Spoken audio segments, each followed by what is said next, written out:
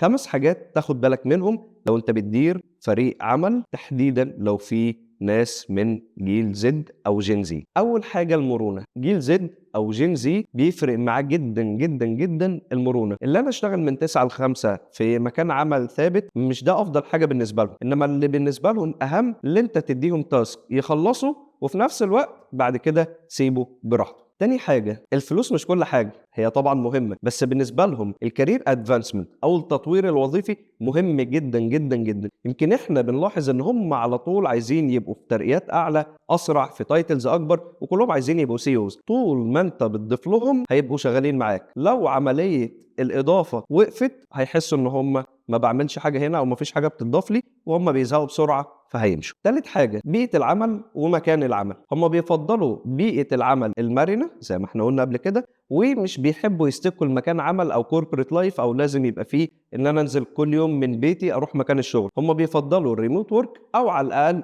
الhybrid work. يعني إيه؟ يعني خصّص لي من يومين ل3 من المكتب أو يومين ل3 من البيت. ده بالنسبة لهم بيوفّر ليهم balance في حياتهم. إحنا بالنسبة لنا كنا بنفكّر إن مكان الشغل للشغل والبيت لحاجة البيت. رابع حاجة التواصل المفتوح أو الcommunication، معظمهم عندهم أفكار حلوة جدًا، عندهم knowledge هايلة وبيحبّوا يتسمع لهم. يمكن ساعات بيتضايقوا من أي حد أكبر منهم سواء سِن أو title لو بيحشرهم في حتّة اللي أنا خبرة عنكم أو اللي أنا عدّيت بالحاجات دي قبليكم، إنما لو أنت سمعت لهم هم بيحبّوا يتسمعوا جدًا، جدًا، جدًا. فلو أنت عملت open communication زي ما أنت بتطلب منهم حاجات تسمع ليهم ولأفكارهم ويا سلام لو الأفكار دي valid وابتديت تطبّقها، ساعتها هيكمّلوا معاك. خامس حاجة التكنولوجي، الجيل ده اتولد والتكنولوجي حاجة عندهم زي المَيّة والهوا، مش على أيامنا ابتدينا بالfloppy disk وعِشنا المراحل كلّها. فبالتالي هم حتى لو مش ناس techies هم they are open to different technologies، فالشركات تقدر تستفيد من المعرفة التقنية بتاعتهم. ممكن أصلًا الmanagement بتاع الشركات اللي هم بيشتغلوا فيها يبقى عندهم lack في التكنولوجي دي، فتستفاد من Gen Z